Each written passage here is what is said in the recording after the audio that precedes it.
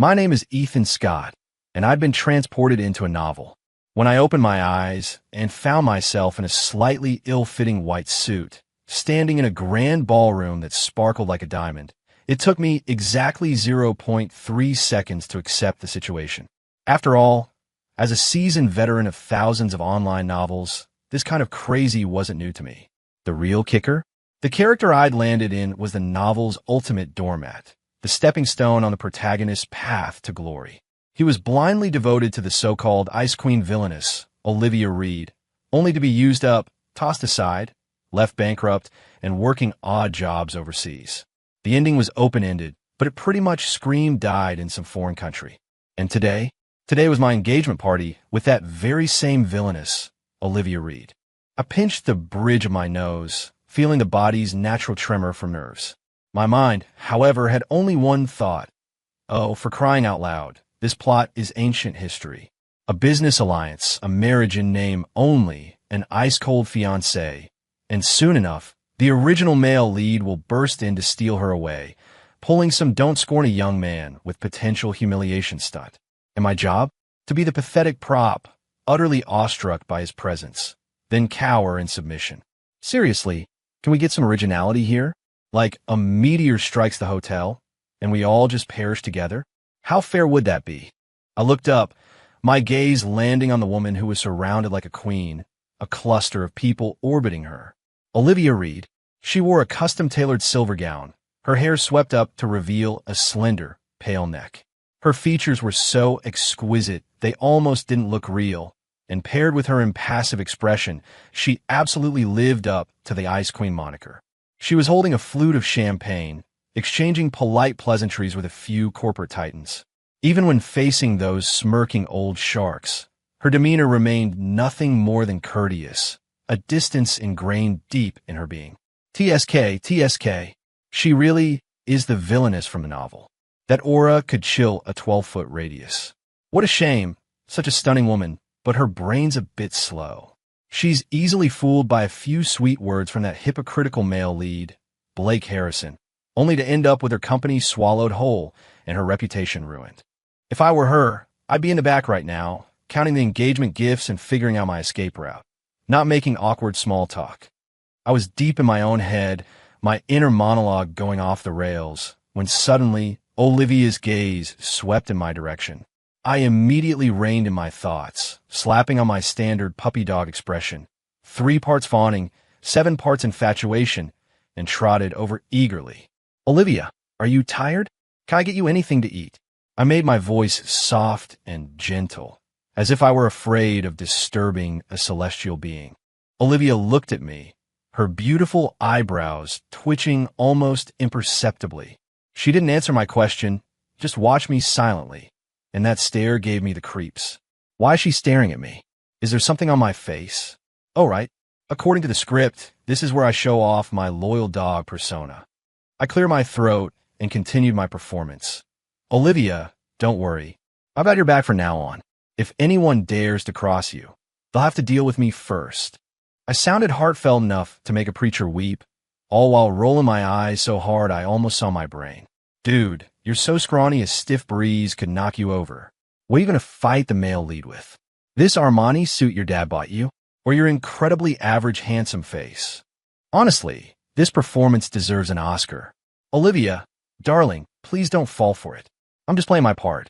Once you two lovebirds inevitably implode, I'll gracefully exit, take my family's money, and travel the world. After my heartfelt confession, I braced myself for her usual cold shoulder. Instead, Olivia's reaction completely caught me off guard. The fingers gripping her champagne, flute tightened slightly. Then, for the first time ever, she spoke directly to me, her voice cool, but lacking the usual dismissive chill. Is that so? She asked, the very end of her sentence carrying a faint, almost imperceptible hint of amusement. I froze. Huh, the script's all wrong. She's supposed to either tell me to get lost or just ignore me, right? Why is she engaging? Just as I was racking my brain, the ballroom doors suddenly burst open from the outside. Here he comes. Here he comes. The male lead, Blake Harrison, striding in like he owned the place. Well, actually, more like he owned a rented tuxedo, with a "my destiny is my own" defiant smirk plastered across his face. The moment he walked in, his supposedly piercing eyes locked onto Olivia. "Olivia," he boomed, successfully seizing everyone's attention. I almost burst out laughing. Oh, here we go, the classic scene. Next, he'll launch into some heartfelt speech, all about you won't be happy with him. He can't give you true love. Only I am worthy of you. And then Olivia will be moved by his sincerity, her resolve beginning to waver. And me? I'm supposed to leap out, point a finger at his nose and shout, "Who the hell do you think you are, causing a scene here?" Then I get hit with his overwhelming presence, tuck tail, and hide behind Olivia. What a show. Where are the cameras? Where's the popcorn? While my inner monologue was going wild, I adjusted my facial muscles, ready to move into the next phase of my performance. But just as I was about to open my mouth, Olivia, standing beside me, stirred. She gently set down her champagne flute, leaned in, and in a voice only I could hear, softly whispered, "Didn't you say you wouldn't let anyone bully me?" I froze solid. Seriously, Olivia? You're supposed to be swept off your feet by Blake, not calling on me, your lowly prop. The script isn't written this way. Director, scriptwriter, someone's messing with the plot. Olivia ignored my internal meltdown, simply gazing at me with her clear eyes, an emotion I couldn't quite decipher swirling within them. Encouragement? Expectation? My brain kicked into overdrive, my devoted puppy dog professionalism forcing an immediate reaction. I took a step forward, shielding Olivia, my calf a little shaky, but my resolve unwavering. "Who are you?" I pointed at Blake, trying to make my voice sound confident. Blake scoffed, his expression as if he were looking at an ant. "Ethan Scott, you're not worthy of Olivia.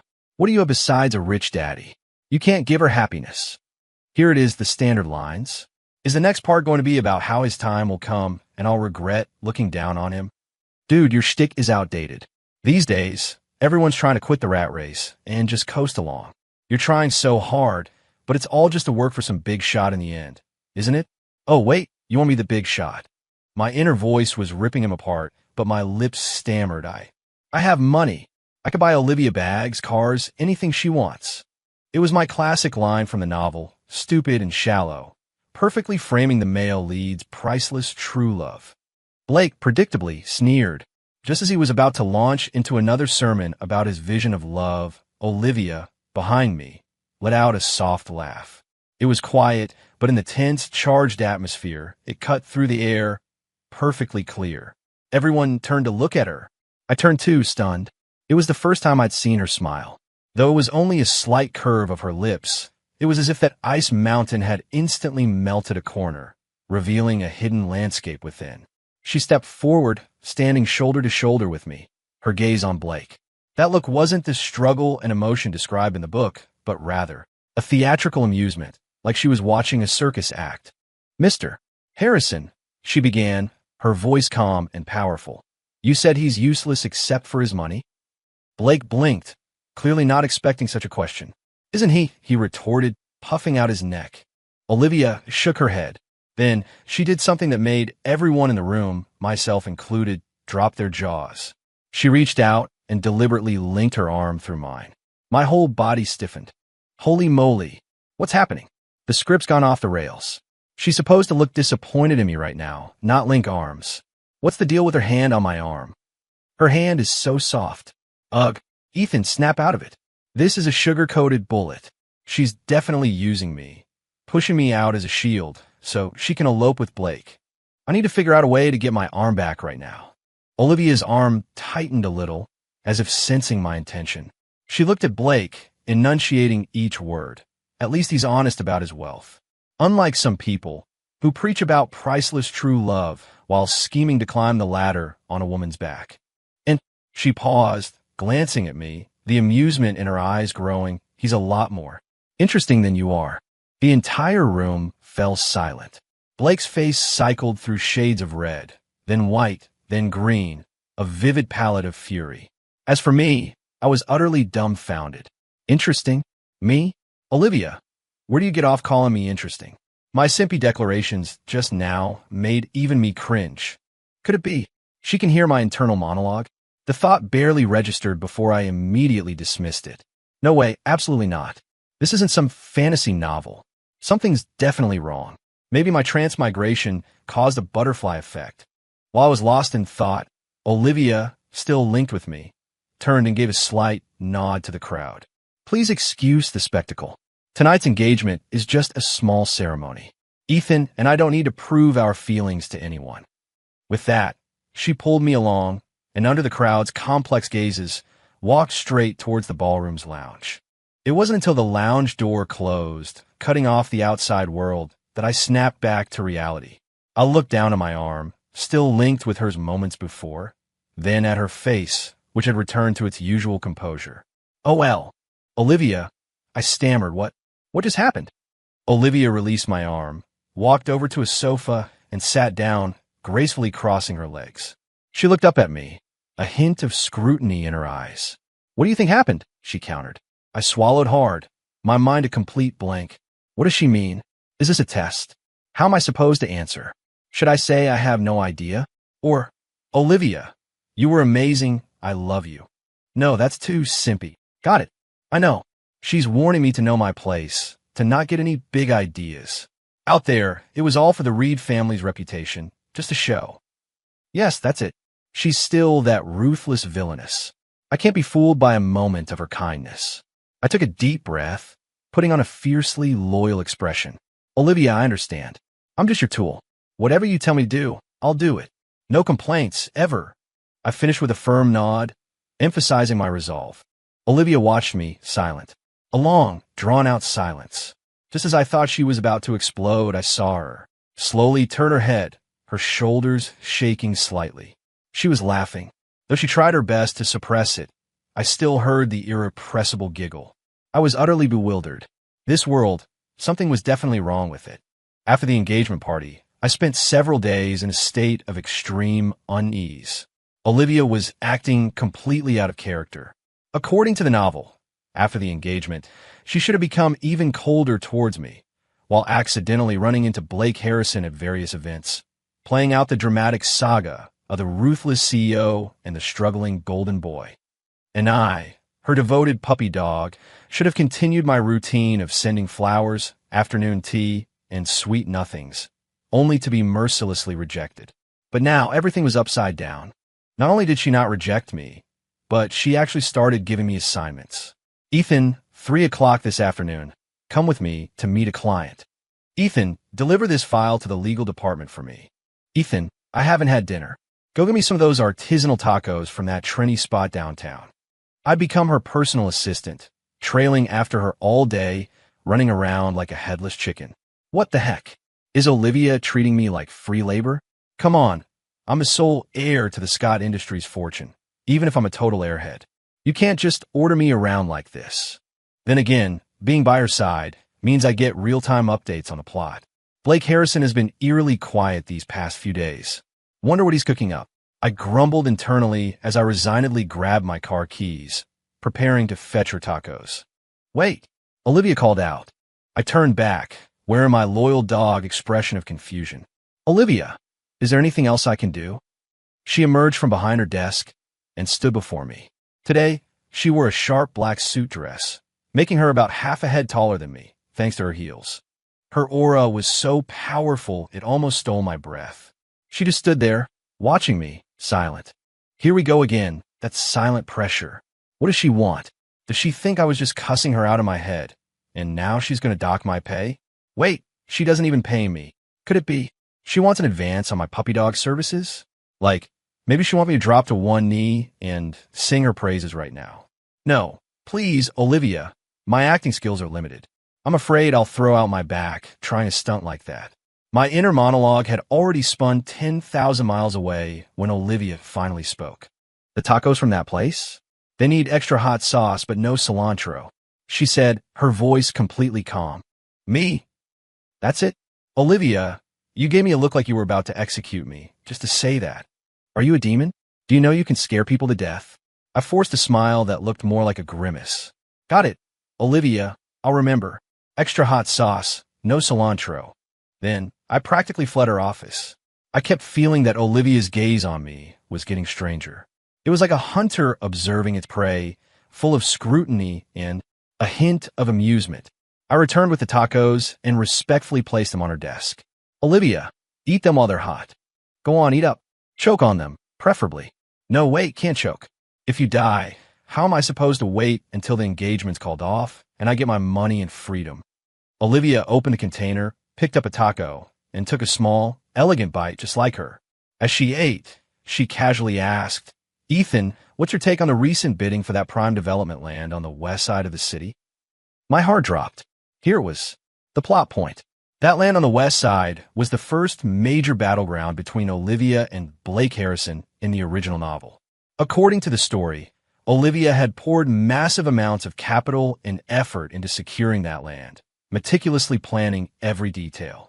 Blake, however, used an inside trader, David Lee, the assistant project manager at Reed Corp, to steal her bid, then swooped in at the last minute with a seemingly brilliant, but actually trap-filled, proposal to snatch the land. Reed Corp was crippled, and Blake became an overnight sensation, solidifying his image as a business prodigy. My take? What would my take be? My only take is you should give up now. That land is a death trap, and anyone who jumps in is doomed. That bastard Blake has already bought off David Lee, your assistant project manager.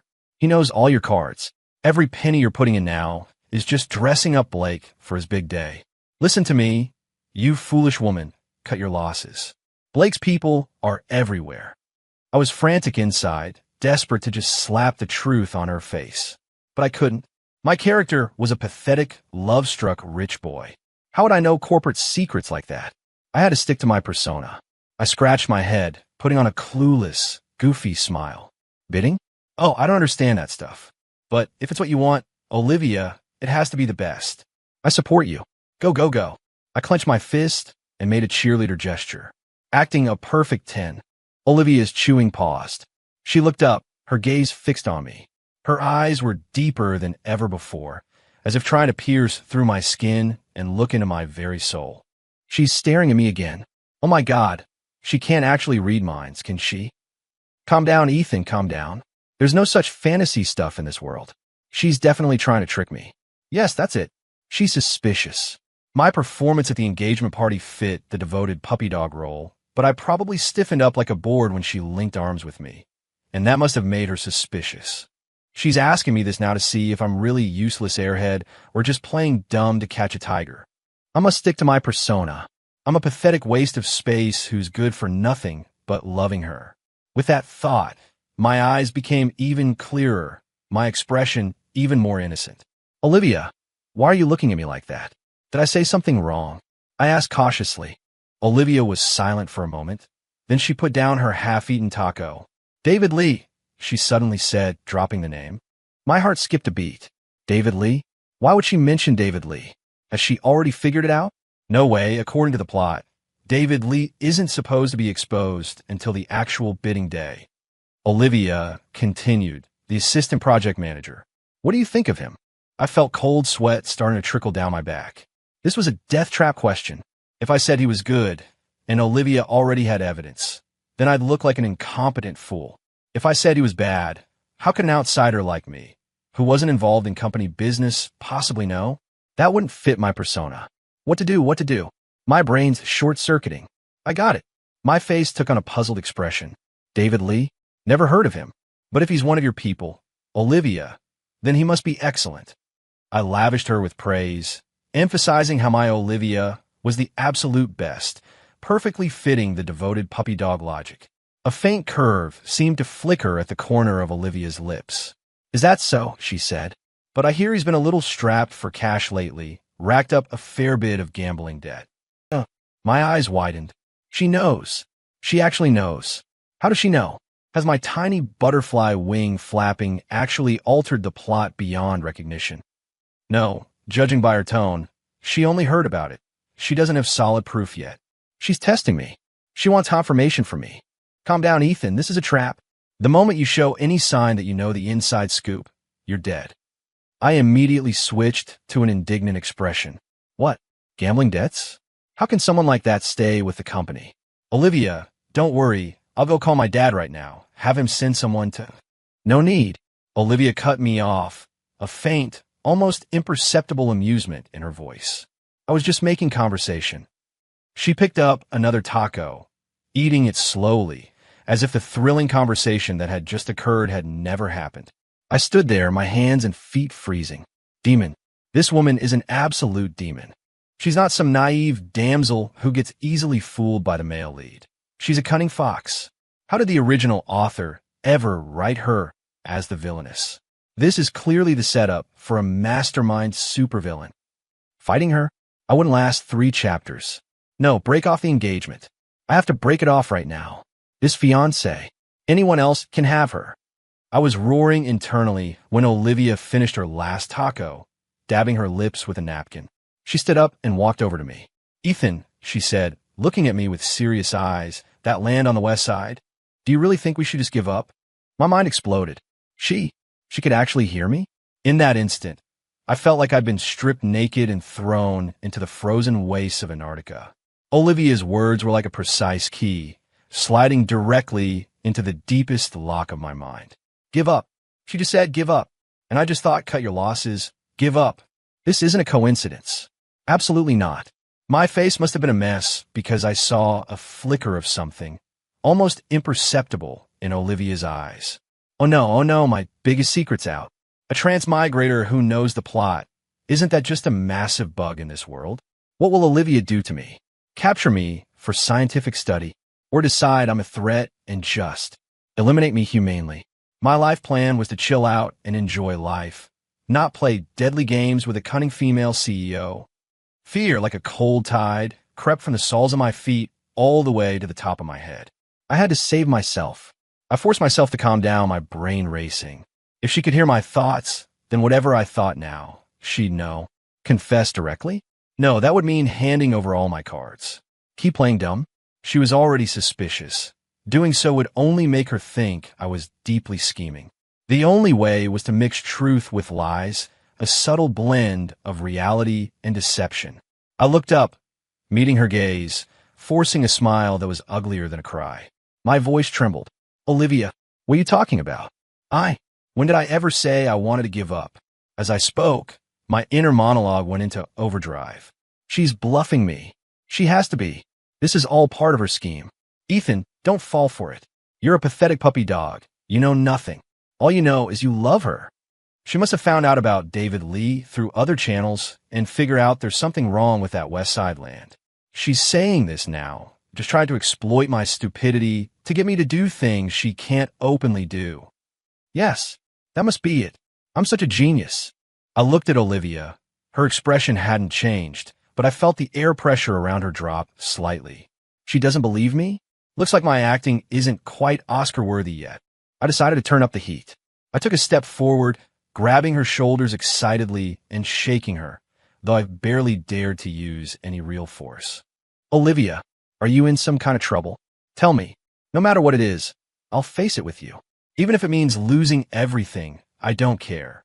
I poured every ounce of emotion into my voice, even squeezing out a few physiological tears. I'll keep acting, as long as I deny everything.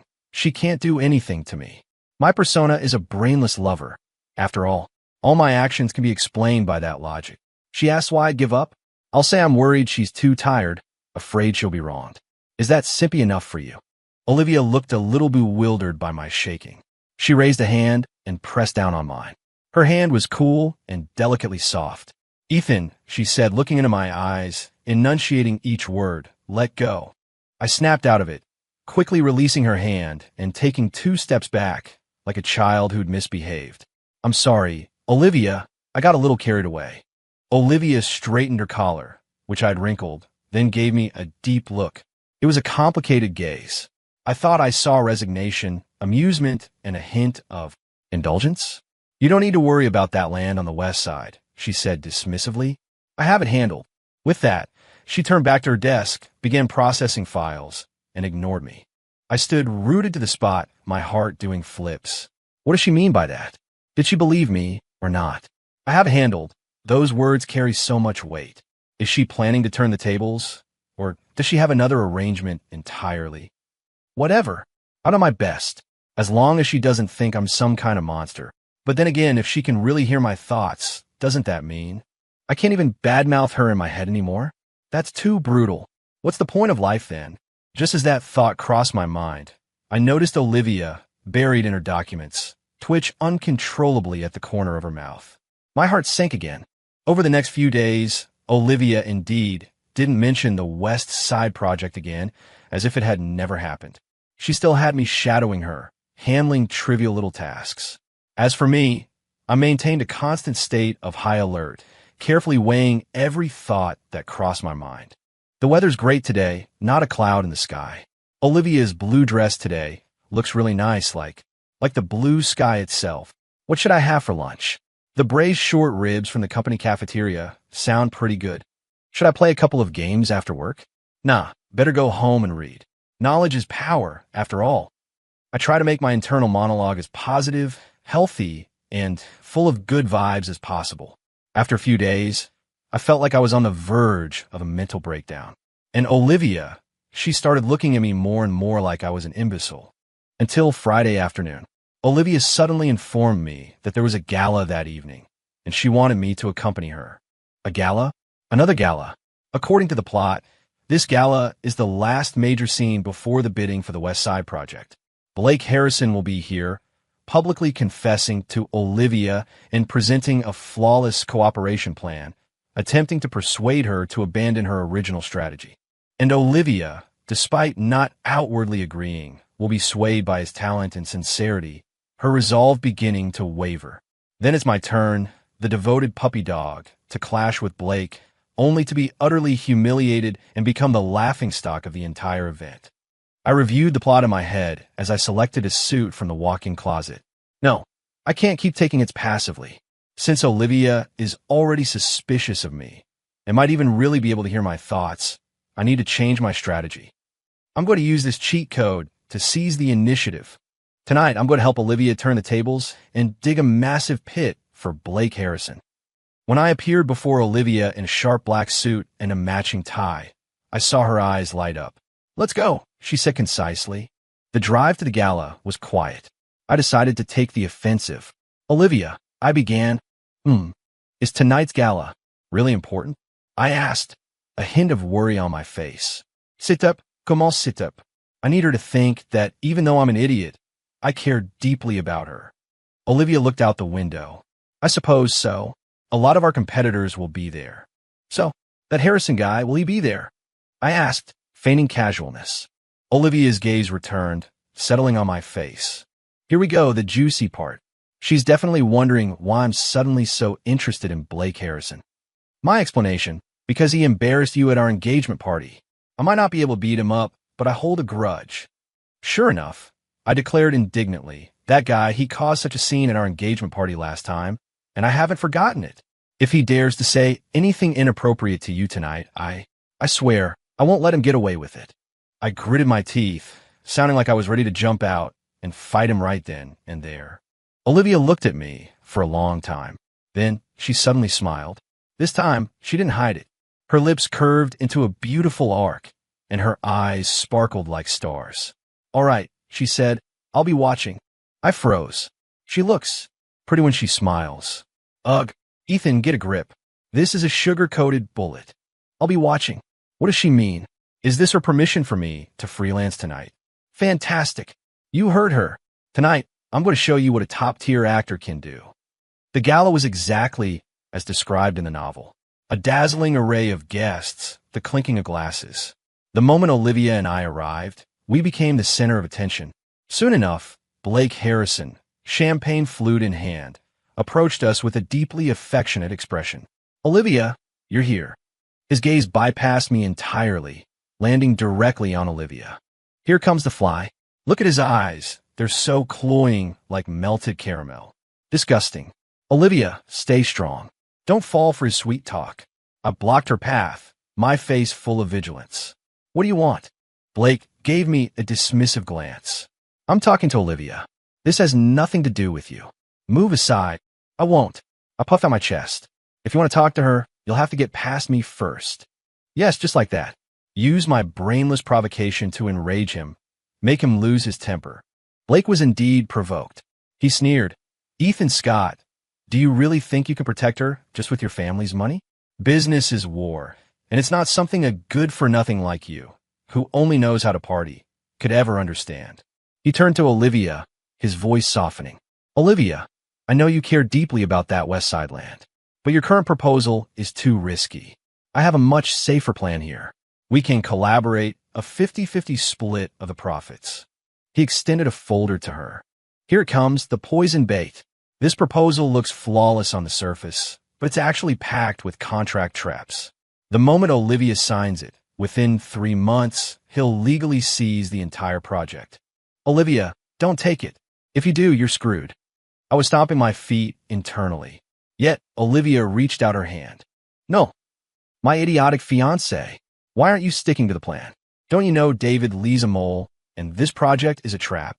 Just as Olivia's hand was about to touch the folder, I shot forward like an arrow. I won't let you trick her. I snatched the folder from Blake's hand, raised it high, and then, under everyone's stunned gaze, I ripped it forcefully. Re-up, the folder tore into 2 halves. The entire room erupted in commotion. Blake's face turned green. Ethan, you're insane, he roared. I threw the shredded folder at his face, my eyes red as I shouted. I am insane. I don't care about business plans, and I don't understand risks. All I know is no one messes with my Olivia. You want to partner with her? Not in this lifetime. With that, I grabbed Olivia's hand, yelled, "Let's go," and dragged her without a backward glance out of the gala under the dumbfounded stares of the crowd. I didn't stop until we reached the parking lot, where I finally paused, gasping for breath. Phew, thrilling. That was absolutely thrilling. That move should have really muddied the waters, right? I shredded Blake's proposal, so he's definitely furious. Olivia might think I was reckless, but at least I saved her from falling into that trap. I'm a genius. Just as I was basking in my triumph, my wrist was suddenly grabbed by a firm hand. I turned, meeting Olivia's astonishingly bright eyes. She wasn't angry, nor was she surprised. Her face held an expression I'd never seen before, a mix of appreciation, exasperation, and deep amusement. Ethan, she said, a hint of a laugh in her voice, nice performance. My heart skipped a beat. Then, she stood on tiptoe, leaned into my ear, and in a voice only I could hear, softly whispered, "Next time, before you tear something up, remember to warn me." I needed that fake contract back for evidence. Olivia's words exploded in my mind like a clap of thunder. Fake. Fake contract. Evidence. I felt like I'd been put on pause, staring at her dumbfounded. The evening breeze ruffled a few strands of her hair, brushing my cheek, ticklish.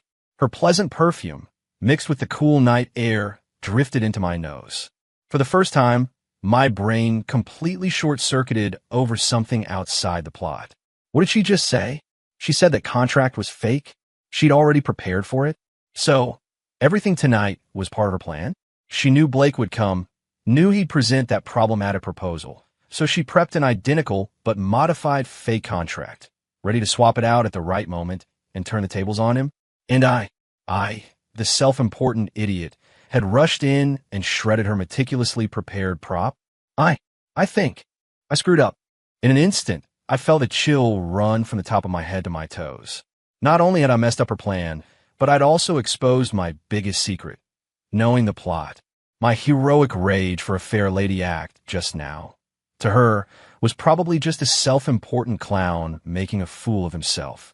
Her nice performance wasn't praise at all. It was pure, unadulterated sarcasm. It was over.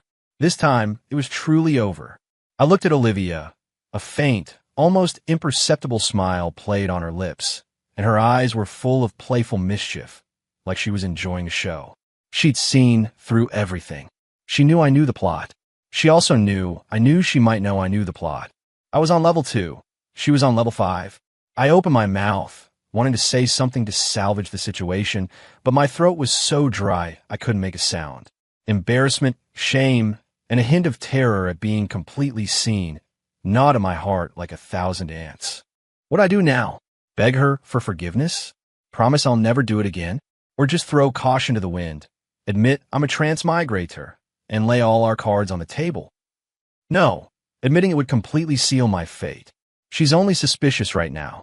I still have room to fight. Yes, I can still act. I took a deep breath, my face instantly switching to a look of aggrieved confusion, my eyes welling up again. Olivia, what are you talking about? Fake contract. I just didn't like that Harrison guy. I was afraid he'd trick you. My voice choked, sounding like a loyal dog misunderstood by its owner. Yes, deny everything. I'm just an impulsive, brainless puppy dog who loves you. Everything I do is because I love you. That logic is airtight. Olivia looked at me, the smile on her face deepening. She didn't expose me, but instead played along. Yes, I know. You did very well. I am truly touched. Her voice was so gentle, it sent shivers down my spine. She's definitely messing with me. The gentler she acts, the clearer it means she knows everything. This woman is terrifying. She's got more schemes than a beehive has holes. How did I not notice this when I read the book? Was the original author blind, writing such a top-tier player as a dim-witted villainess? Really? I continued my performance, an overjoyed expression on my face. Olivia, you're really not mad at me? Not mad. Olivia shook her head, then changed the subject. However, now that you've shredded that evidence, I'll have to adjust my plan. My heart tightened. Here we go. She's starting to hold me accountable. How will she punish me? Make me tape the torn document back together, piece by piece? Or cut my allowance? Olivia watched my nervous reaction, then suddenly reached out, gently straightening my slightly crooked tie. Her fingertips were cool, brushing my Adam's apple by accident. My whole body shuddered, and I instinctively took a step back. No, none of this intimate stuff. My heart can't take it. We have a pure, soon-to-be broken business alliance. Please maintain your distance. Olivia's hand paused in midair. She looked at me, a flicker of surprise in her eyes, which quickly turned into knowing amusement. She withdrew her hand, slipping it into her suit jacket pocket, resuming her usual poised and distant demeanor. My plan was to get that fake contract, then have a friend in the legal department accidentally leak it, making Blake think I'd taken the bait. Once he'd invested all his capital into the West Side project, I'd then release the evidence of him forging commercial contracts. Simultaneously, Reed Corp would swoop in with our real proposal, securing the land at a much lower price. She calmly narrated her plan, as if she were discussing the pleasant weather. I listened completely dumbfounded. Holy cow. I mean seriously, holy cow. This scheme, it's a chain of events, each link more venomous and ruthless than the last. Not only was she going to snatch his project, but she'd ruin his reputation, then stomp all over him for good measure. Blake, you picked the wrong fight. You thought you had the protagonist script, but you've actually provoked a cunning supervillain with a cheat code for life. Wait, why is she telling me all this? I looked at her warily. What does it mean, her telling such coarse secrets to an airhead like me? 1. She wants to test me, to see if I'll leak this plan. 2. She no longer sees me as an outsider. She wants to bring me into her fold. 3. She's showing me her power, warning me not to play any more silly games. I felt the third possibility was the most likely. As if reading my mind, Olivia offered a faint smile. I'm telling you because the plan requires your cooperation. Me? I pointed at my nose, a look of disbelief on my face. Me cooperate? What can I cooperate with? Am I supposed to be the hype man? Exactly. Olivia nodded. Blake Harrison is naturally suspicious. Your outburst tonight, while it made him angry, might actually lower his guard. He'll think our side just has an impulsive, brainless you and, not so clever me. Not so clever you? Olivia, you're being humble. In my book, you're already the final boss-level character. So, going forward, you need to continue playing your role. Olivia looked at me, her eyes more serious than ever. Keep being the fool who loves me so much he'd do anything. I fell silent. I felt like I'd fallen into a colossal web, a web spun by Olivia herself. I thought I was the one holding the script, the outsider who could step away at any time. Turns out, I was the chess piece meticulously placed and completely transparent. But why wasn't I scared? Instead, I felt a strange, secret thrill, teaming up with her, manipulating that self-important male lead. It suddenly seemed a lot more interesting than my original plan of just chilling out and collecting rent. This offer, it's a little tempting, but I can't agree too quickly. I need to maintain my composure. My persona is a devoted puppy dog, not a master strategist. I looked up, my face contorted with conflict and anguish. Olivia, I don't understand all this planning stuff. I just want you to be safe. I don't want anyone to hurt you. As long as it makes you happy, I'll do anything. My words were so heartfelt, so moving, they could have swayed the heavens. Olivia listened quietly, then she smiled. It wasn't her polite, distant smile, nor her amused, mischievous smile. It was a genuine, effortless, joyful smile from the depths of her heart. All right, she said, let's go home. She took my hand, leading me towards the black Bentley. Her palm, no longer cool, held a trace of warmth. I followed her like a marionette, my mind a jumbled mess. Something's wrong. Everything's wrong. Why is she being so nice to me? Even if she's using me, this is way too much. First she straightens my tie, then she holds my hand, and she smiles at me so beautifully. This doesn't fit the villainous persona. This is more like the female lead in a romance. Could it be? Could she?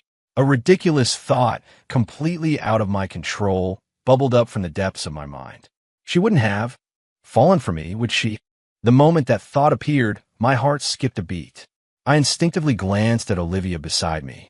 She was looking out the window, the curve of her profile softened by the streetlights.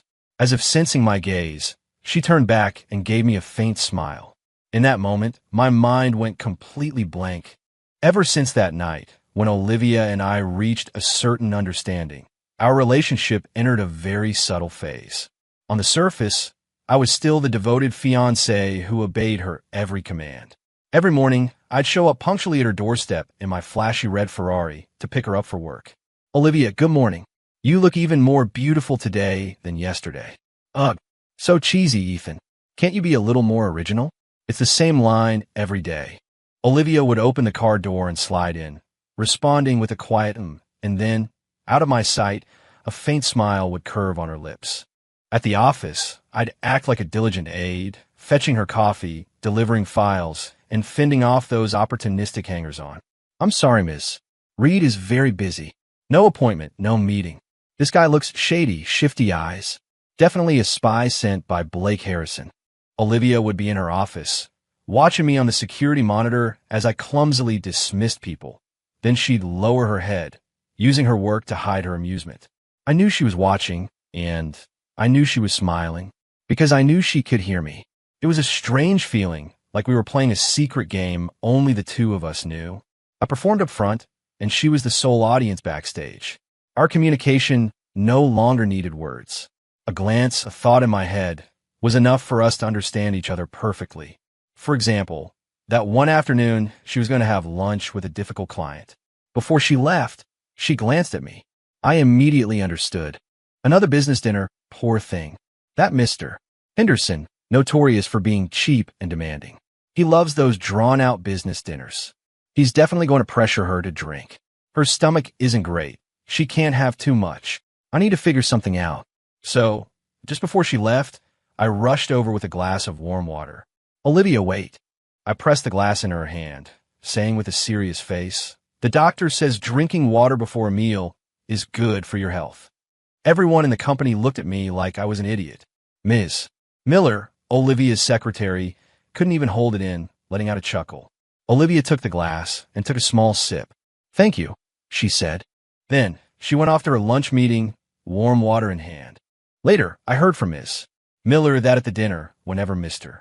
Henderson tried to pressure Olivia into drinking, she'd simply raise that glass of water and say, I'm sorry, Mr. Henderson, but my fiancé doesn't let me drink alcohol. He insists I only drink water. He's very strict. That one sentence shut down all arguments. Mr. Henderson was left with egg on his face, unable to cause a scene, forced to chalk it up to bad luck. When I heard about it, I was thrilled. See? Who says a devoted puppy dog is useless? In a pinch, a devoted puppy dog makes the best shield. Olivia, now you know how good I am, right? Be nicer to me from now on. That afternoon, Olivia returned and, for the first time ever, left early. She walked over to me and tapped on my desk. I was in the middle of a game, so I quickly minimized the window, looking up with a good boy expression. Olivia, are you done for the day? She nodded. Home. Huh. Now. I checked the time. It was only 4 in the afternoon. Is the sun rising in the west? Workaholic Olivia actually leaving early. She's not sick, is she? Her face is a little pale. She must have been pissed off by that old fox at lunch. The more I thought about it, the more plausible it seemed. I quickly stood up, reaching out to feel her forehead. Are you running a fever? My hand didn't even touch her before she pulled away. Her earlobes were a little red. No, her voice was slightly unnatural. Just a bit tired. You come with me somewhere. Confused, I followed her downstairs. She didn't let me drive my flashy Ferrari. Instead, she drove her own car. I sat in the passenger seat, my mind buzzing with questions. Where are we going? So secretive. She's not going to drive me out to the sticks and bury me in a ditch, is she? Because I called her a poor corporate drone in my head at lunch today? Surely not. She can't be that petty. The car kept driving, not heading for the outskirts, but instead pulling into a chic, upscale condo building I'd never seen before. Olivia parked beneath one of the apartment towers. Get out. I followed her into the elevator, arriving on the 17th floor. She used her fingerprint to open the door to an apartment. Come in. I walked in and froze. It was a tastefully decorated, incredibly cozy studio apartment.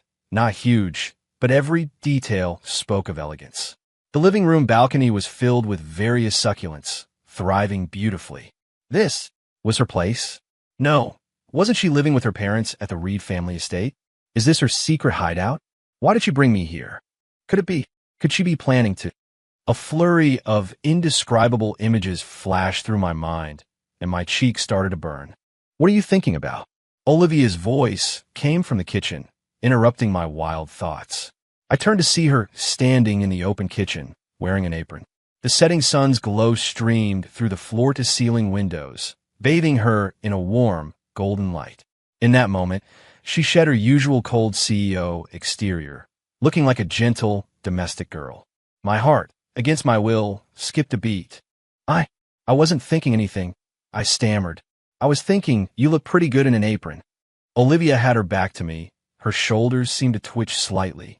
Come here, help me, she said. I walked over and saw her washing vegetables. What? What can I do? I felt a bit out of my depth. I'd barely set foot in a kitchen my whole life. Peel the garlic. She handed me a few heads of garlic. Me? Peel garlic? How do you even peel this stuff? Do I just pick it with my fingernails? I clumsily picked up a head of garlic and started wrestling with it. The kitchen was quiet, save for the running water and my fumbling attempts to separate the cloves. The atmosphere felt almost too cozy. I snuck a glance at Olivia. She was focused on slicing tomatoes, her knife skills surprisingly proficient. Who knew she could cook? What a hidden gem. Too bad such a wonderful girl was so horribly exploited by that jerk, Blake Harrison, in the original novel. Good thing I'm here. With me around, that's never going to happen. Just as I was thinking that, a clove of garlic slipped from my hand and fell into the sink. I quickly reached for it, accidentally brushing against her hand. Her hand was wet, slippery, and surprisingly soft. Both of us froze. I could feel my face in that instant, turning as red as a boiled shrimp. I quickly pulled my hand back, lowering my head, not daring to look at her. I am sorry. It's fine. Her voice was also a little unnatural. She turned off the faucet, then leaned back against the counter. Ethan, the bidding for that West Side land opens tomorrow, she said. My heart clenched. Here it was, the final showdown. Oh, I replied, my mind racing. Are all the plans in place? Are the witnesses and evidence against David Lee ready? What's Blake Harrison doing? Why is she suddenly telling me this? Does she want me to help her with something tomorrow? You don't need to come to the office tomorrow, Olivia said. I froze. Why? She's not letting me go? Why? Am I, the best supporting actor, not allowed to witness the most crucial humiliation scene? That's not fair. I've been rehearsing for this scene for so long. Olivia looked at my indignant expression, a faint smile playing on her lips. Because tomorrow there will be quite a show, she said. Blake has invited many reporters to live stream his victory. It's going to be chaotic, and I'm afraid you won't be able to handle it. Is she worried I can't handle it? That I'll get too into character and steal her thunder? I grumbled internally, but outwardly I was very obedient. I'm not scared. I want to go. I want to see that Harrison guy's downfall with my own eyes. Olivia shook her head. Be a good boy. Wait for my call at home. Her tone was firm, leaving no room for argument. I pouted but didn't insist. Fine, if I can't go, I can't go. I know the outcome anyway, but she specially called me here just to tell me this? While I was still wondering, Olivia had already taken 2 eggs from the fridge. Scrambled eggs with some crispy bacon. Want some? She asked. I looked at her, and suddenly something clicked. She wasn't afraid I couldn't handle it.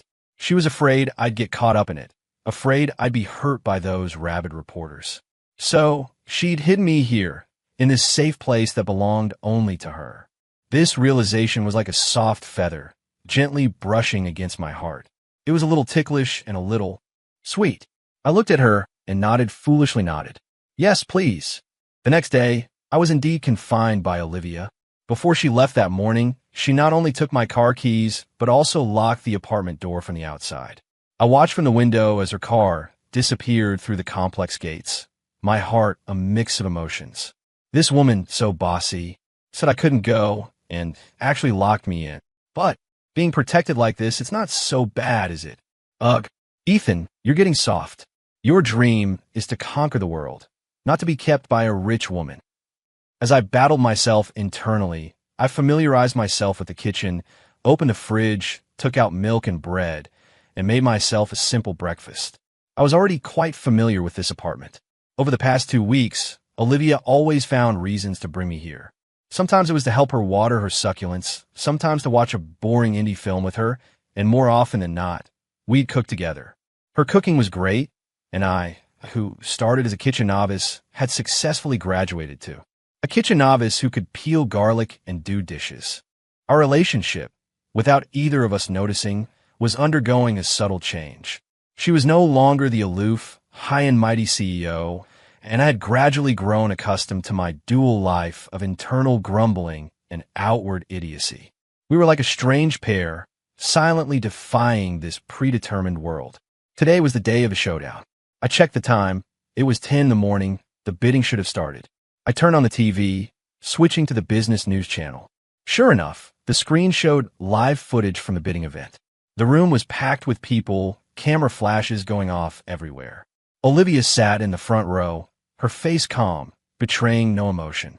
Not far from her, Blake Harrison was surrounded by reporters, giving an interview with a self-important air. Mr. Harrison, we hear you're determined to get this West Side land, and you've prepared a groundbreaking proposal. Blake smiled confidently at the camera. Groundbreaking might be too strong a word. I just hope to contribute to the city's development. I believe a good project ultimately chooses the person who can truly lead it. Boo! I yelled at the TV, a loud jeer. What show off? Contribute to the city's development, my ass. You're contributing to your own wallet. You wish. On TV, the reporter then turned the microphone towards Olivia. Ms. Reed, what's your opinion on Mr. Harrison's statements? We hear Reed Corp has also prepared thoroughly this time, but doesn't seem to be viewed favorably by outsiders. Olivia raised her eyes, her gaze calmly sweeping over the camera. Reed Corp never enters a battle unprepared, she said, and then said no more. Cool. So cool. My wife scratched that. Fiancé is a total badass.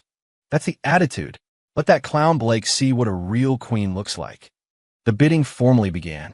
After the host introduced the basic information about the West Side project, each company presented its proposal. When it was Blake's turn to go on stage, all eyes were on him. He clearly savored being the center of attention. He cleared his throat, then, with an incredibly captivating voice, began to introduce his trap-filled proposal. He talked a good game, presenting a business project as a grand undertaking that would change the world. Many in the audience were swayed by the vision he painted, nodding in agreement. He's good. If I didn't know the inside story, I'd almost believe him. This guy, it's a shame he's not in multi-level marketing. Almost there, almost time for the big reveal. Blake finished his speech and bowed to warm applause. He shot a smug look at Olivia, his eyes full of provocation and certainty of victory. Next, it was Olivia's turn. She didn't use flowery language or emotional appeals like Blake. She calmly presented Reed Corp's proposal, using data and charts clearly displayed on the big screen. It was a solid, practical, and yet innovative plan. But compared to Blake's groundbreaking proposal, it seemed a bit conservative. Whispers started to ripple through the audience. Reed Corp's plan doesn't seem to have much new in it.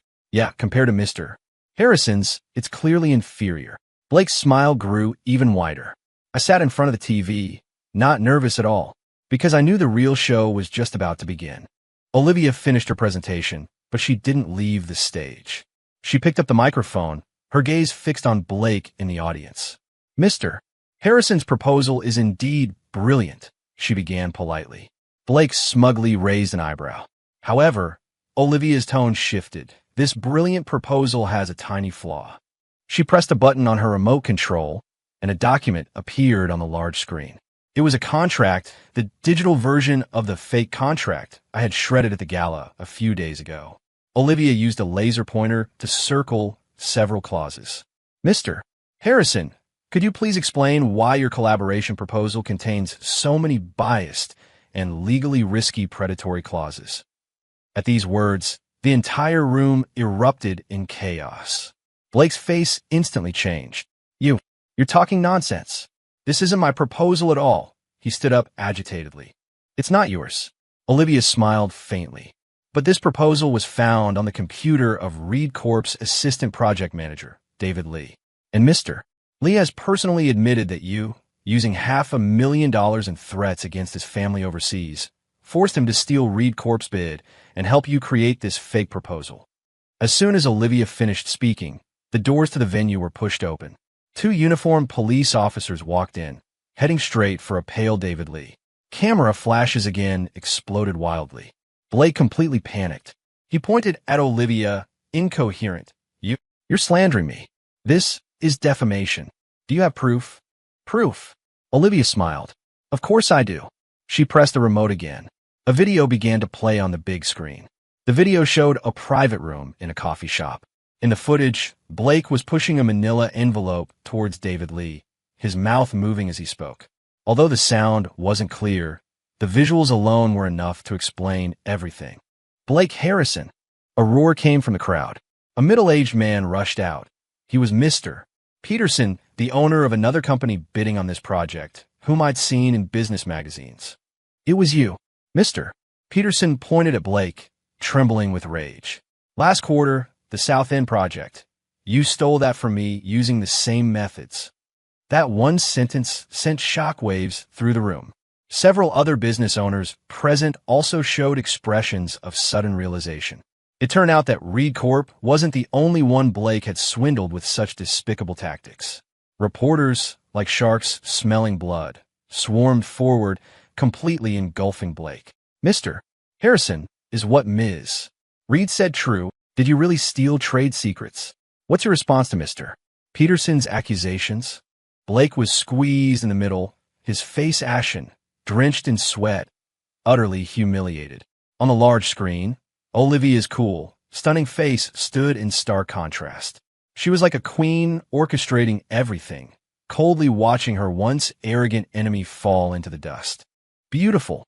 I leaped off the sofa, pumping my fist triumphantly. That was perfectly executed. Olivia, you are my god. This counterattack, a perfect score, the rhythm, the timing, the chain of evidence, it was flawless. Blake, you idiot, you'll never know that you were up against a player with a double cheat code.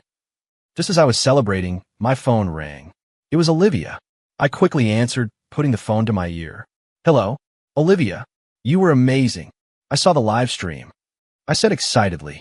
On the other end, her voice came, laced with amusement. What's the rush? The show isn't over yet. Huh. I paused. There's more. Now, Olivia said, put on the outfit I prepared for you and go to a certain place. What place? The Daydreamer Cafe, on the west side. I froze. The Daydreamer Cafe?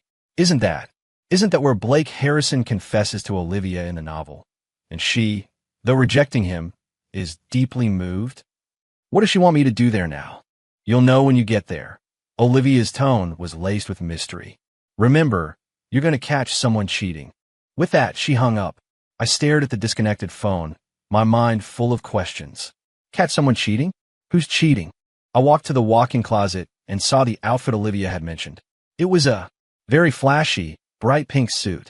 Beside it was a pair of oversized sunglasses and a green hat. Me? Seriously, Olivia? You're actually serious? Go catching someone cheating dressed like this? I'm afraid I'll be arrested as a lunatic before I even get in the door. Though I complained internally, I resignedly changed into the getup. As I put on the bright green hat and looked at my ridiculous reflection in the mirror, I suddenly understood Olivia's intention. She wasn't sending me to catch someone cheating. She was sending me to nail the final coffin into Blake Harrison's reputation in the most humiliating, most publicly known way possible. This wasn't a conspiracy anymore. This was an open strategy. It was psychological warfare.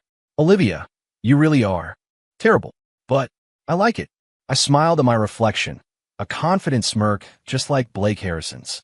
Then I put on the sunglasses and marched out the door, chest puffed out. Blake, are you ready for your final judgment? I took a cab to the Daydreamer Cafe. The moment I stepped out of the car, I felt the eyes of the entire street on me. After all, a man in a pink suit and a green hat is a moving spectacle no matter where he goes. Steady, Ethan, you're here to act, professional demeanor, remember?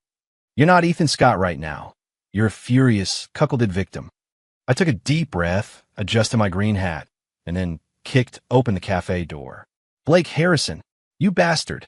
Get out here.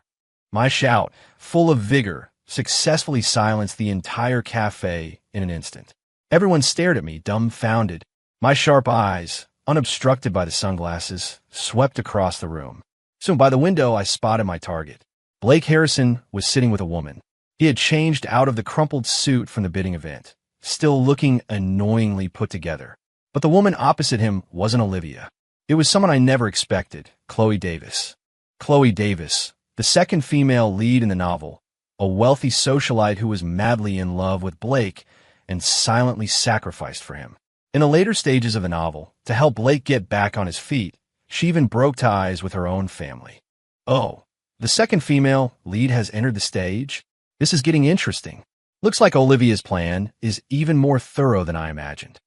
Blake and Chloe were clearly stunned by my outfit and my shout. Blake, seeing me, first froze, then his face contorted in rage. Ethan, what the hell are you doing? He slammed his hand on the table and stood up. What am I doing? I sneered, pointing at him, my hand trembling, acting. I'm going crazy because of you. Blake Harrison, I thought of you as a brother, and you actually tried to steal my fiancé. As I spoke, I took off my green hat and slammed it on the floor. Today, I'm going to make you understand what happens when you try to steal another man's woman. My tearful accusation was packed with information. The customers in the cafe instantly erupted. Oh my God, isn't that Blake Harrison from the news today? He tried to steal Mr. Scott's fiancé, the CEO of Reed Corp. I knew it. How could a poor guy possibly compete with Reed Corp? Turns out he was just mooching off women. How shameless. Mr. Scott was so good to him, even invited him to his engagement party, and he tried to poach his fiancée. The crowd's murmurs were like daggers, stabbing into Blake's heart. His face couldn't be described as just ugly anymore. It was a kaleidoscope of colors.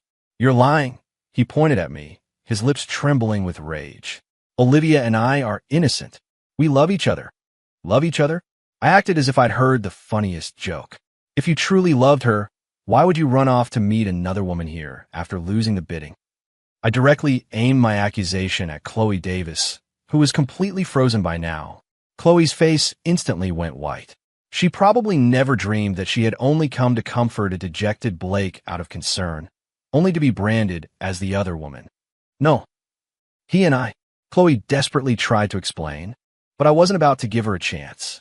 You don't need to explain. I looked at her with feigned anguish. I know you were also tricked by him. This man is a liar. He was stringing along my Olivia, and then he came after you too. He's just playing two women. My words completely dragged Chloe down with him. Now, in everyone's eyes, Blake Harrison was not only a man who stole his brother's fiancée, but also a scumbag who played two women at once. And I, the cuckolded victim, was also kind enough to consider the other woman's feelings. Truly a one-of-a-kind, wrong soul. Perfect. The script's running smoothly. Olivia's move was brilliant. She didn't appear herself, but instead used Chloe, the third party, to completely ruin Blake's reputation. This way, even if Blake tries to clarify his relationship with Olivia later, no one will believe him. Everyone will just think he was dumped by Olivia and is lashing out in anger. Blake looked at the disdainful eyes around him, listening to the unbearable whispers, and he finally snapped. Enough! He lunged at me like a cornered beast, his eyes red. Ethan, I'll kill you. This was the moment I was waiting for, but I couldn't fight back. My character was a weakling. So, as Blake's fist swung towards me, I merely raised my hand symbolically, then cried and collapsed to the floor.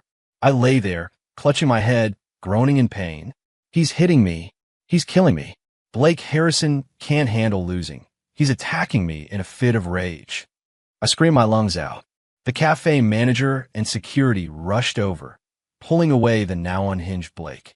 Meanwhile, customers frantically pulled out their phones, snapping photos and recording videos of the scene. Shoot away. Shoot away. I've already got the headline for tomorrow's paper figured out.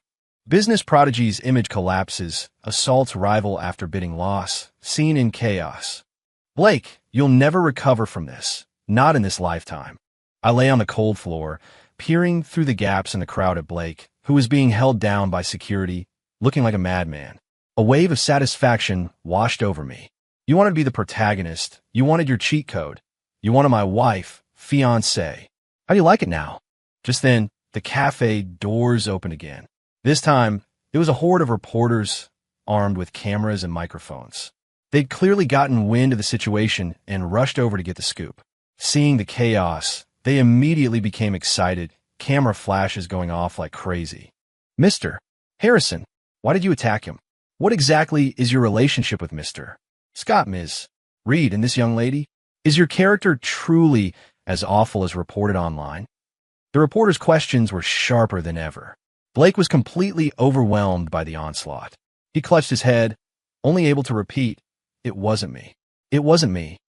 Meanwhile, I was helped up by a few kind customers. I took off my sunglasses, revealing my handsome but haggard face, a pitiful tear still lingering in the corner of my eye. I addressed the cameras, my voice choked. I'm Fina. I just want to tell him to turn over a new leaf, to stop being so stubborn. I didn't expect him to. I couldn't continue, covering my face, my shoulders shaking with feigned grief. An Oscar. It's a crime if they don't give me an award. My acting, my emotions, my lines, textbook perfect. Just as I was basking in my excellent performance, a familiar figure appeared behind a cluster of reporters. It was Olivia. She had changed out of her sharp business suit, wearing a beige trench coat, her long hair flowing freely, making her look gentle and harmless. She didn't come in, just stood quietly at the doorway, watching the farce unfold inside. Our eyes met across the room. She looked at me, her eyes filled with amusement, approval, and a hint of something soft I couldn't quite decipher. Then she mouthed something to me. Home. I understood, nodding. It was time for my exit. I pushed through the crowd, limping, acting towards the door. Everyone, I'm sorry. Family matters shouldn't be aired in public. I'll be leaving now. My lonely retreating figure drew a perfect close to this grand drama. When I stepped out of the cafe and into Olivia's car, I let out a long breath. Phew, it's over. I took off the blindingly green hat and tossed it into the back seat. Nice performance, Olivia said, starting the car. This was the second time she'd said those words to me. But this time, her voice was full of laughter. Naturally, I replied, raising an eyebrow smugly. What did you expect? I'm a professional, you know. Of course. I'm the scriptwriter and lead actor of this show. How can I not perform well? Olivia laughed at my antics. The pink suit, did you like it?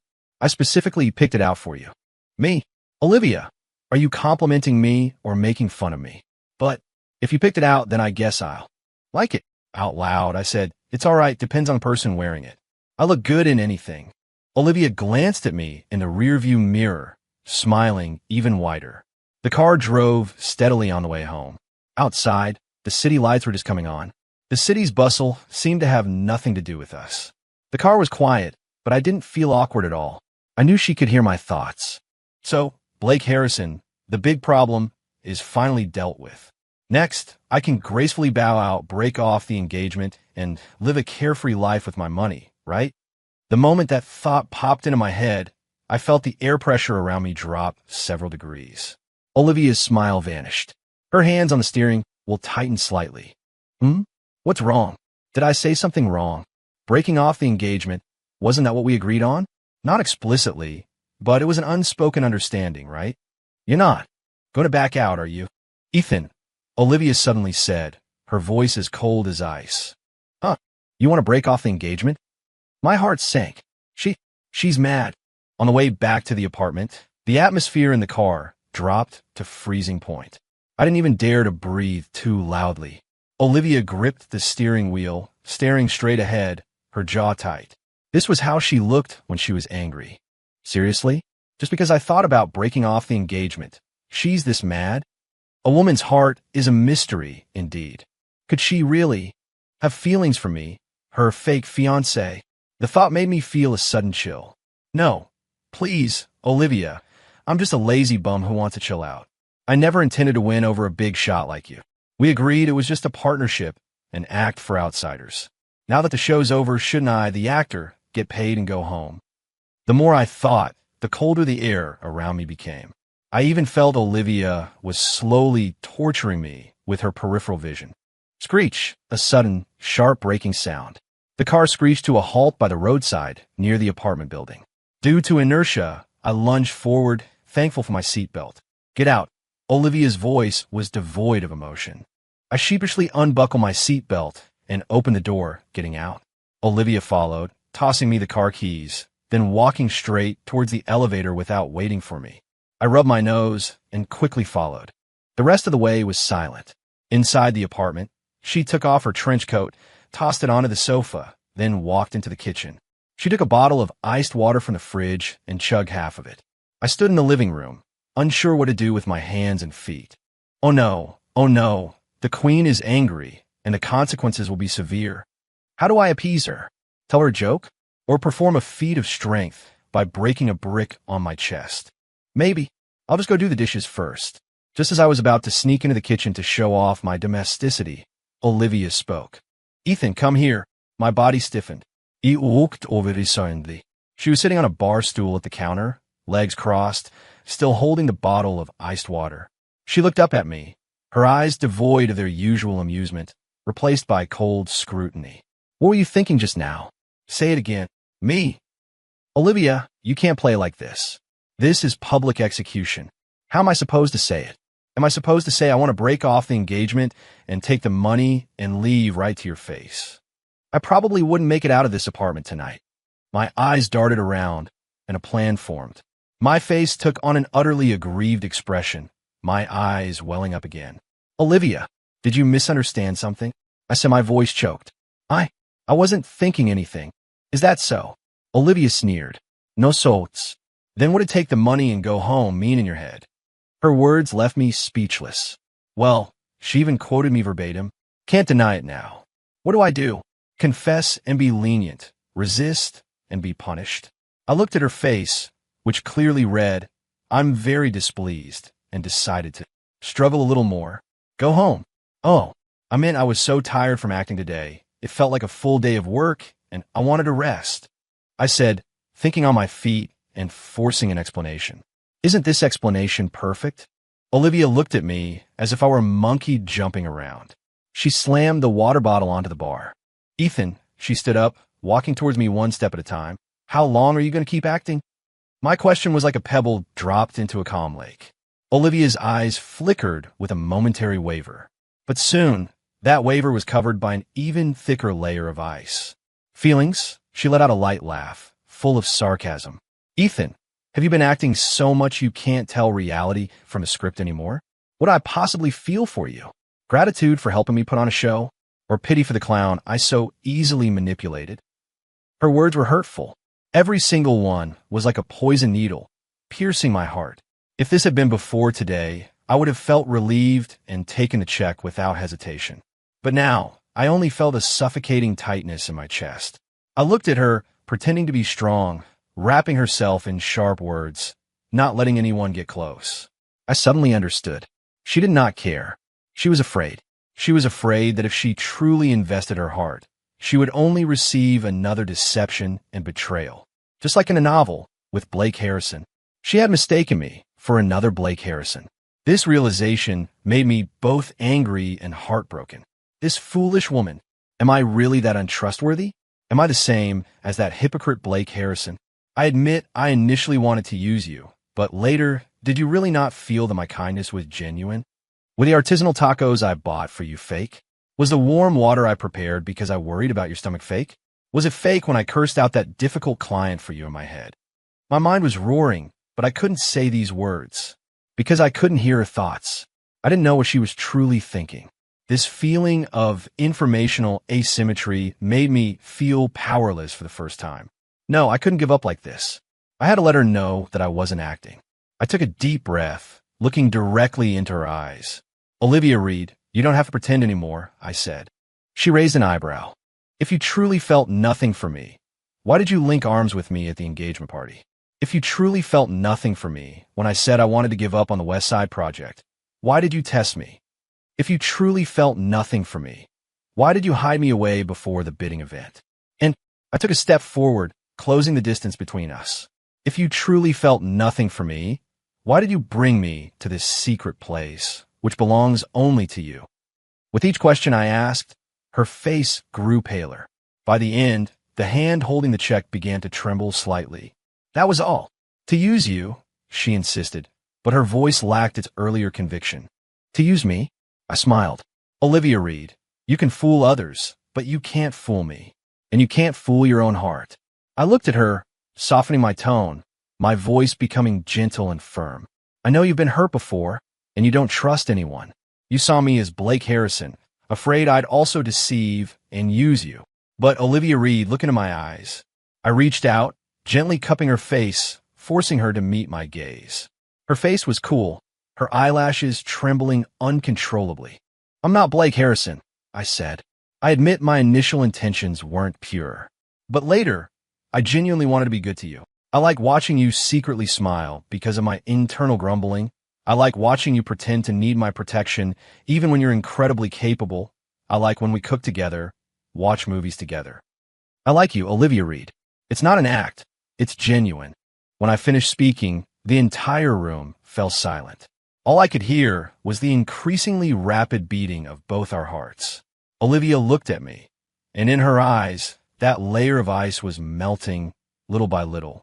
Moisture welled up, condensing into tears. A single tear escaped from the corner of her eye, rolling down onto my hand, burning hot. My heart gave a violent lurch. She was crying. The always aloof, always unbreakable Olivia Reed was crying. Did I say too much? Oh no, I made the supervillain cry. I'm dead meat now. I felt a bit flustered, wanting to wipe away her tears, but afraid she'd push me away. Just as I hesitated, she suddenly spoke, her voice thick with a sniffle. Ethan, you're a jerk. Yes, I'm a jerk, I quickly agreed. You're a liar. Right, I'm a liar. And you want to take the money and leave. I was wrong. I'll never do it again. I raised 3 fingers, practically swearing to the heavens. She looked at my pathetic display and, with a hee-hee, burst out laughing. Tears still clung to her face, but her smile was like a rainbow after the rain, breathtakingly beautiful. She sniffled, then did something I completely didn't expect. She reached out and hugged me. Tightly, she hugged me. Her face was buried in my chest, her voice muffled. Ethan, I've been waiting for you to say that for a long time. My entire body froze. With her soft warmth in my arms, my mind went blank, only her words echoing in my ears. She's been waiting for a long time. So, she already liked me. Then all her coldness before, her tests, her contradictory words. An incredible thought formed in my mind. Could it be Olivia Reed? I lowered my head, looking at the top of her fluffy hair, and asked tentatively, you wouldn't have known I was a transmigrator from the very beginning, would you? In my arms, her body stiffened.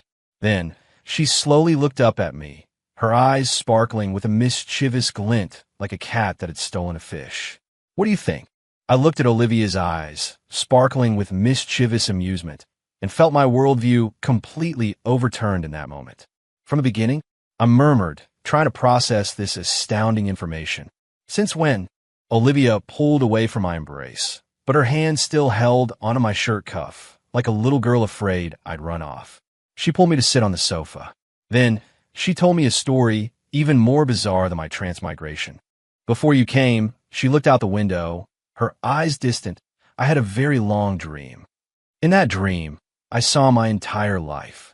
I saw how Blake Harrison and I met, how we became entangled. I saw how the Reed family gradually declined under his schemes, and I saw how I eventually lost everything.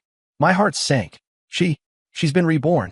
No, if she were reborn, she should despise me, her devoted puppy dog. Because in the original novel, my stupidity also indirectly contributed to her downfall. That dream felt so real that even after I woke up, I couldn't tell the difference between reality and the dream, Olivia continued. Then, when I was most confused and distressed, a voice suddenly appeared in my head. She turned to look at me, her eyes filled with a gentle smile. That voice, right from the start, was complaining about the cliché plot, wishing for a meteor to strike me. I felt my face start to burn again. So, it wasn't my transmigration that made her hear my thoughts. Instead, she foresaw the plot, and then, the moment I transmigrated, she gained mind-reading abilities? What kind of bizarre setup is this? I was startled at first too, Olivia said, as if knowing what I was thinking. I thought I was having a mental breakdown. But soon, I realized that voice belonged to you. At the engagement party, you were outwardly infatuated with me, but inwardly, you were relentlessly complaining that I was a beautiful airhead with a slow brain. Right then, I felt you were a very interesting person. Later, when Blake Harrison appeared, your internal grumbling was like a running commentary, clearly previewing his next moves and even his lines. It was at that moment that I finally confirmed my dream was real, and you were the biggest variable. Listening to her narrative, I no longer knew what expression to wear. So, from beginning to end, I was the self-important fool. I thought I held the script, that I was the chess player controlling everything. Little did I know, I was merely a chess piece on her board, a transparent one. The liveliest piece. Olivia Reed was the true mastermind, the one with the cheat code for life. She not only knew the plot, but also carried a real-time spoiler plus commentary cheat, which was me. Blake Harrison definitely deserved to lose. And I deserved to fall for her. So, I looked at her, speaking with difficulty. All those things afterward, you were just turning the tables? Olivia nodded candidly. I knew David Lee was a traitor, but I needed him to transmit false information to Blake. I knew Blake would produce a fake contract at the gala. So I prepared another piece of evidence. Everything was within my plan, she paused, then added, except for you. Me? She looked at me, her eyes incredibly serious. I never knew when you'd be impulsive or when you'd be overly clever. For example, tearing up that document at the gala. That truly disrupted my arrangements.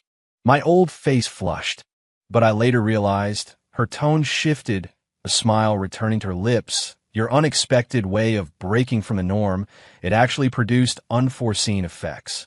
For example, making Blake even more underestimative. For example, showing me that someone genuinely would throw caution to the wind to protect me. Although her last sentence was spoken very softly, I still heard it. My heart, against my will, began to pound furiously again. So, I looked at her, finally asking the question I most wanted to know, when did you start to feel something for me? My sentence was unfinished, but she understood. A suspicious blush rose on her cheeks, and her gaze flickered nervously. I don't know, she whispered.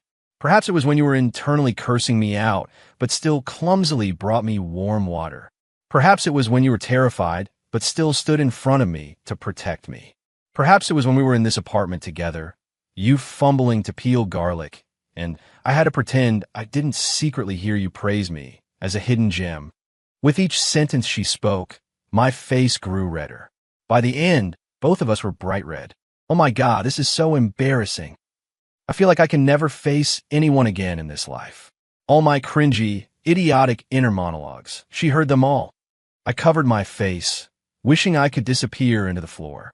Olivia looked at my awkward state and finally couldn't hold back, bursting into laughter. She laughed so hard she had tears in her eyes. I had never seen her laugh so happily. The ice mountain of her usual demeanor had, in that moment, completely melted into a warm spring. I looked at her smiling face and couldn't help but grin foolishly with her. Turns out, all along, what I thought was the hunt was just a prey willingly, step by step, walking into the hunter's sweet trap. And what did it matter who was the hunter and who was the prey? We were accomplices, the only two people in this world who could share such a secret. I reached out and pulled her back into my arms. Olivia Reed. "Ma'am, give me back the check." She paused. "What do you want it for?" I picked up the check she had tossed onto the coffee table and, right in front of her, tore it into tiny pieces. "My compensation," I said, looking into her eyes earnestly. "Isn't this?" "Then what is it?" she asked, feigning ignorance, her eyes full of mirth. I leaned down and kissed her lips. "It's you." After Olivia and I laid all our cards on the table, my life underwent a complete transformation. First, I didn't have to act anymore. I could finally openly be my lazy, sarcastic, couch potato self. Every morning, no more faking smiles or reciting cheesy lines. I could wear my sweats and a worn-out t-shirt, yawning, while critiquing the meticulously dressed Olivia in the mirror. "I'm telling you, Ms. Reed, your outfit today is a bit much, isn't it? Just going to the office, not a red carpet event." Olivia would roll her eyes at me in the mirror. "You wouldn't understand. It's called presence." "Presence? I think you just want to make the young guys in the office drool." Little miser. Not letting anyone else look?" Olivia, hearing my thoughts, would grin widely, then turn and give me a kiss on the cheek. "All right, my chief critic, let's go." Secondly, I officially ascended from devoted puppy dog assistant to special consultant for Reed Corp. This position, I made it up myself, and Olivia had approved it. My main job was to sit on her office sofa, play games, drink soda, and casually offer forward-thinking advice while she handled company affairs. "Don't take this project. The cash flow will collapse later." "Is that the one Mr. Jenkins, that big-mouthed fatty, proposed? That guy's just painting a grand picture. His company will be bankrupt next month. Be careful with that partner. They like to play with hidden contracts." "Yeah, that Phoenix Group company, the boss looks respectable, but he's full of dirty tricks." Olivia, reviewing documents while listening to my real-time warnings, worked with astonishing efficiency. Ms. Miller, her secretary, would come in to deliver files and look at me as if I were a living god. She was probably wondering how their once useless future son-in-law had suddenly become a business prodigy. Of course, my most important job was still accompanying Olivia, eating with her, attending meetings with her, and joining her to meet those difficult clients. One time, we ran into that Mr. Henderson again. The moment he saw me, his face turned green. At the dinner, just as he was about to push drinks, I slid a glass of orange juice in front of Olivia. "Honey, the doctor says you've been a little stressed lately, so no alcohol, just juice for you," I said with a concerned expression. "Yes, I said it. I'm your exclusive doctor." Mr. Henderson was speechless for a long time. Olivia quietly sipped her juice, her shoulders shaking with suppressed laughter. After Blake Harrison's downfall, Reed Corp's business soared, quickly becoming an industry leader. And I, as the mysterious man behind the CEO, became a legend in business circles. Some said I had incredible connections, others that I was a natural genius, and some even said I was Olivia's kept man. I just laughed off these rumors. Kept man? They've got it backward, haven't they? I'm clearly the one keeping her. Being her personal pillow, her internal monologue outlet, her emotional garbage can every day. You think it's easy? That evening, back home, I recounted these rumors to Olivia like a joke. She chuckled, kneading my shoulders. They're not wrong, you know. She leaned in, whispering in my ear, "Consultant Scott, tonight. Do you need any special services?" Me? I felt my face flush again. This woman, ever since we clarified our relationship, had become increasingly flirtatious. I was often left red-faced by her teasing, and she'd just watch me, looking satisfied. I swore I'd get my revenge eventually. Our lives were simple, yet full of fun. We'd cuddle on the sofa watching movies. I'd complain about the male lead's ugly haircut, and she'd tell me she owned a dress from that brand. We'd go grocery shopping together. I'd sneakily fill the cart with snacks when she wasn't looking, then get caught and have to grudgingly put half of them back. We'd travel together, to the beach, to the snowy mountains. At the beach, she'd wear a beautiful long dress, running on the sand, while I'd lie under the umbrella, thinking, my wife is so beautiful. In the snowy mountains, I'd bundle her up like a mummy, then tease her about walking like a penguin, and she'd grab a snowball and chase me. I gradually realized that my dream of traveling the world, living a carefree life, seemed to have already come true. Only, there was someone else beside me. Someone who could read minds, who was cunning, who could be sweet, and who at my most vulnerable would give me a hug. Wherever she was, that was where I wanted to be. One day, we were watching TV at home when a news report suddenly came on. Blake Harrison had been sentenced to 10 years in prison for multiple counts of commercial fraud. In the footage, he wore a prison uniform, his head shaved, looking gaunt and withered, completely devoid of his former arrogance. I watched the TV, feeling no real emotion. That person had completely disappeared from my world. What are you thinking about? Olivia asked, leaning on my shoulder. I'm thinking this story is finally over, I said. A villain has fallen. I wonder if new ones will emerge. Like some young master from a hidden family, or an ex-special forces operative returning from overseas, eyeing my wife's beauty and wealth, ready to stage another kidnapping the bride drama. No, please, I just want to quietly be a couch potato. Olivia, hearing my thoughts, couldn't help but laugh. She pinched my cheek. Don't worry, she comforted me. Even if they do, I'll take care of them all. Her tone was light and breezy, yet it carried an undeniable authority. I looked at her, feeling completely secure. Yes, what was there to fear? My wife was the ultimate boss in this world. Oh, right? Olivia suddenly remembered something. My parents want to see you in a few days. My heart dropped. Meet the parents? So soon. Oh no, I'm not ready. Well, Mr. and Mrs. Reed like me? Will they think I'm not good enough for you? What should I wear? Should I practice how to toast? I instantly fell into extreme anxiety. Olivia looked at me, barely suppressing her laughter. Don't be nervous, she reassured me. My parents, they're really nice people. Yeah, right. My dad, that old stick in the mud, will definitely grill you from head to toe. And my mom, she'll probably pull you aside and ask when we're going to have grandkids. Me? I felt my future was very bright. Meeting the parents went much smoother than I expected. Mr. Reed, as Olivia had mentally described him, was indeed a serious, old-fashioned man. He kept a stern face throughout, asking me a pile of questions about business management and future plans. Fortunately, I had my special consultant experience, and with Olivia occasionally giving me subtle cues with her eyes, I managed to scrape by. This kid, even if he looks like a slacker, he's got some substance. Much better than that Harrison fellow. Hearing Mr. Reed's thoughts, or rather, Olivia's relay of his thoughts, I finally breathed a sigh of relief. As for Mrs. Reed, she was so enthusiastic I was almost overwhelmed. She held my hand, asking question after question, from my childhood to my hobbies, and finally, as expected, steered the conversation toward the next generation. Ethan, dear, when are you and our Olivia planning to have children? My face flushed, and I looked to Olivia for help. Olivia, try not to laugh, rescued me. Mom, we're still young, no rush. You rascal. Don't think I don't know what you're thinking. Once you're married, I'll be cooking you nourishing soups every day. Me, Mrs.